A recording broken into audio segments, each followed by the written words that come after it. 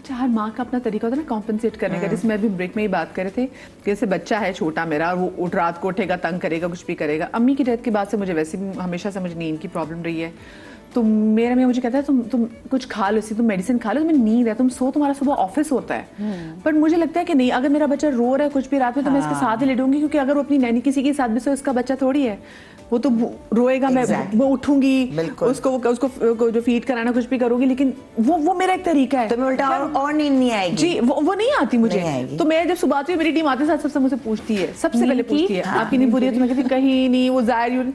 तो ये मेरी आदत बन चुकी हुई है, क्योंकि मुझे एक तरह से लग रहा था कि पूरी रात तो हम दोनों साथ थे ना। हम दोनों की एनर्जी साथ साथ। साइकोलॉजिकली नींद नहीं तुम्हें पड़ी, बट साइकोलॉजिकली तुम्हें यह है कि बस मेरा बेटा मेरे साथ था। ये अगर तुम्हारा बेटा वहाँ दूसरे रूम में होता, तुम वैसी बेचैन रहती, तुम और गिल्ट तुम्हें मार देता। नहीं, आपको बिल्कुल ही नींद नहीं आती? नहीं, आप सो ही नहीं सकते। तो ये एक हम लोग खुद अपने आप को मोल्ड करते हैं बहुत सारी चीजों में। देखा जाए तो गिल्ट जिंदगी के साथ लगे रहेंगे। हमने गिल्ट को निकालना भी है बहुत से। अब ये भी आई थिंक अल्लाह ताला जो है ना, हर इंसान नहीं, हमें अपनी काउंसलिंग करनी चाहिए। हम लोग तो काउंसलिंग करते ही नहीं है।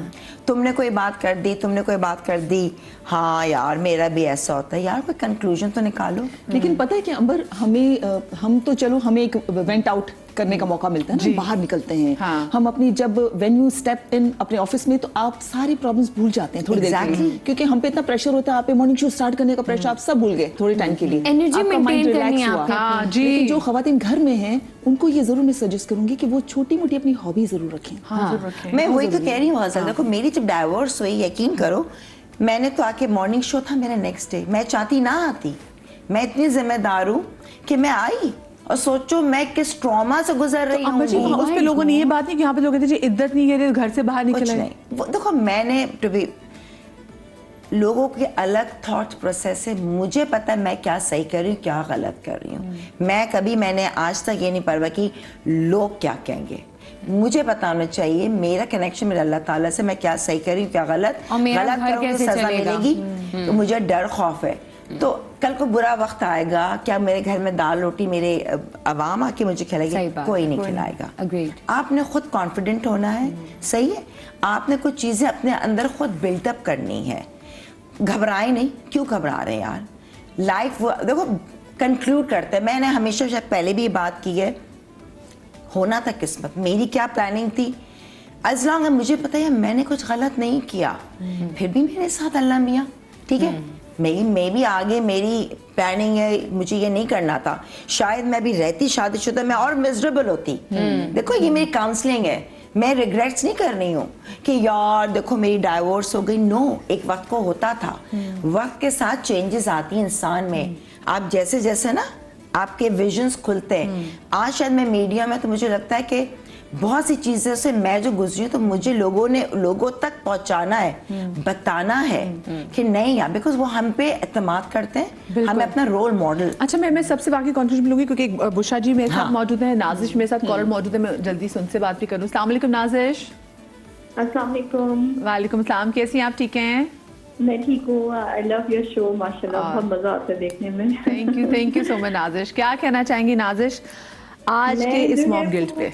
जी, मैं जो हूँ वो वर्किंग मॉम नहीं हूँ, और मैं घर में रहती हूँ। आप यकीन करें, ये जो गिल्ट वाली जो चीज़ है, आपको मैं बता नहीं सकती। मुझे इतना गिल्ट होता है घर में रहकर, यानी कि बच्चा मेरे सामने मौजूद है, और अगर वो दोपहर में सोया नहीं है और अगर शाम तक वो चिड़चिड़ा हो गया है, तो भी मुझे गिल्ट होता है। यार मैं इतनी बिजी थी, मैंने उसको टाइम नहीं दिया, मैंने उसको पढ़ाया नहीं, अगर किसी दिन ऑफ कर लिया और मैंने उसको नहीं देखा, मैं किसी काम में बिजी हो गई। तो देखें, ये तो शायद हमारे ऊपर डिपेंड करता है कि हम चीज़ों को किस तरह लेकर चलें।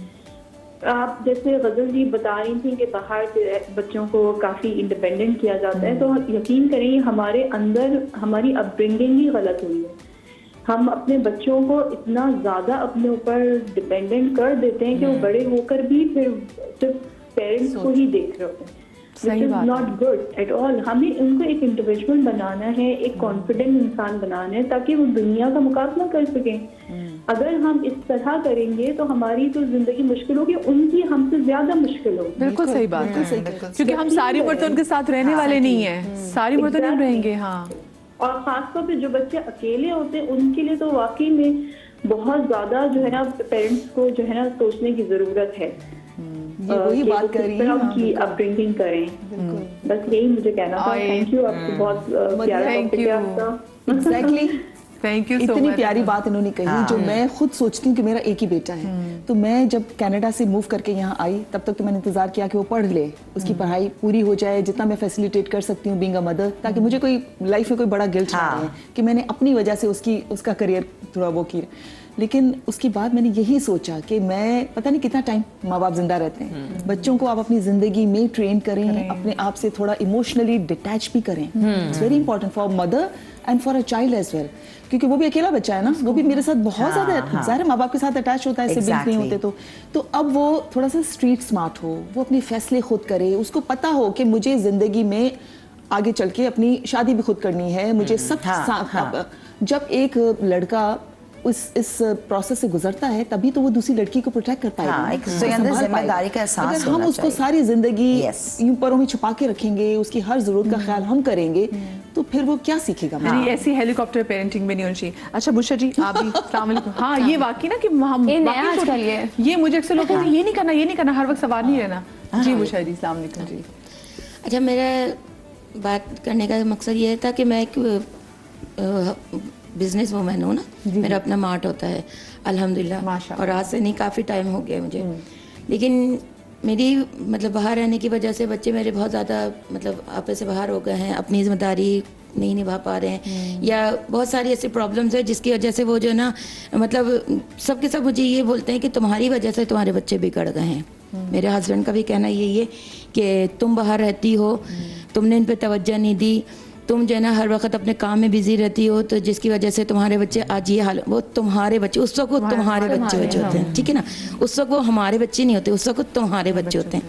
अच्छा, मैं उनसे ये बात बोलती हूँ, अगर मैं निकली हूँ और मैं काम कर रही हूँ तो किसकी वजह से कर रही हूँ? आपके साथ देने के लिए कर रही हूँ ना। तो मुझे उस वक्त बहुत गिल्ट महसूस होता है कि क्या वाकई मैं गलत कर रही थी या गलत कर रही हूँ, या मैंने अपने बच्चों पे तवज्जो नहीं दी, या मैंने अपने बच्चों को मतलब हर चीज़ मुझ पर डाल दी जाती है। क्या मेरे ससुराल वाले, क्या मेरे अपने घर वाले सब मुझे ये कहते हैं कि तुम्हारी वजह से आज तुम्हारे बच्चे बिगड़ चुके हैं।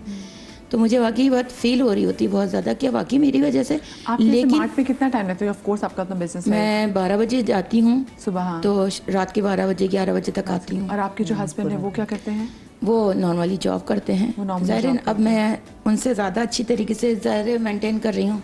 वो वैसे बच्चों का ख्याल नहीं रखते? यही सवाल मैं उनसे कहती हूँ कि अगर मैं नहीं हूँ तो आप तो देख लिया करो, आपको तो देखना चाहिए ना कि सारी जिम्मेदारी मेरे पर ही है। जब मैं आपको साथ दे रही हूँ, स्कूल या कॉलेज छोड़ने जाती हैं, स्कूल छोड़ने जाती हैं, वो वैन वगैरह लगाई हुई हैं, आते हैं, सही, ठीक है ना।